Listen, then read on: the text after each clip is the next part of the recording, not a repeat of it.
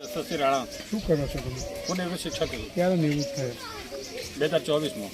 અને પછી તમને કેવો વિચાર, કેમ વિચાર આવ્યો?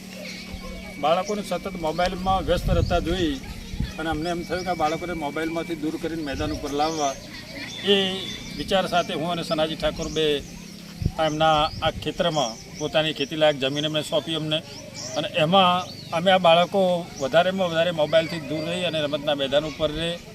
9 થી અંડર 7, અંડર 9, અંડર 17 સુધીના બાળકો અમે અહીંયા રાખીએ છીએ.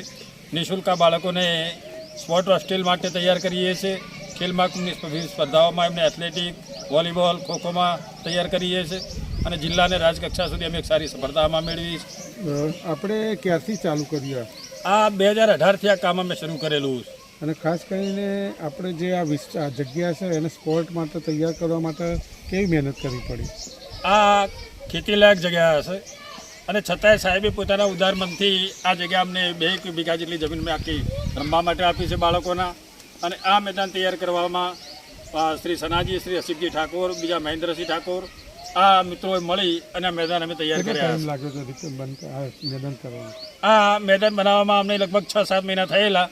કોરેમોરે ખેતરના કોરેમોરે આખો એથ્લેટિક ટ્રેક પણ અમે બનાવ્યો છે, 300 મીટરનો, વોલીબોલનું અને ખોખોનું મેદાન છે. અને બેટરી ટેસ્ટ માટે ડીએલએસ હોસ્ટેલના બેટરી ટેસ્ટ માટેના પણ સરળ રનના મેદાન અમે તૈયાર કર્યા છે. આના માટે જે ઇન્વેસ્ટમેન્ટ કરવું પડ્યું એ માટે કોનો સપોર્ટ મળે? આ સેવા અમે તો નિઃશુલ્ક કરીએ છીએ. બીજી વાત કે એના રોકાણ માટે સાહેબે પોતાની ઉદારતા દર્શાવી, પોતાની ખેતીલાયક જમીન આપી છે. એ સિવાય અમે જે 4 મિત્રો છે એ આર્થિક ઘસારો વેઠીએ છીએ. બીજી કે જે કોઈ મિત્રો અમને મળે તો આ મારી પ્રવૃત્તિ જોઈ અને કોઈ વાર અમને એમાં પણ ઉપયોગી થાય છે. આપણે શું આપ્યું છે બાળકોને? અમે બાળકોને એક તો નિયમિત પ્રોટીનયુક્ત નાસ્તો આપીએ છીએ. બીજી એકને યુનિફોર્મ આપેલા છે, બૂટ શૂઝ આપેલા છે, ટ્રેકશૂટ પણ આપેલો છે. આ બધો ખર્ચ ક્યાંથી લાવો? આ ખર્ચ અમે 4 વિદ્યાર્થીઓ, 4 મિત્રો જે છે એક તો મોટાભાગે વેઠીએ છીએ. બીજી વાત કે આ પ્રવૃત્તિ જોઈને કોઈ મિત્રો અમને એવા પણ મળ્યા છે કે જેમને અમને થોડીક નાની મોટી આર્થિક સહાય કરી.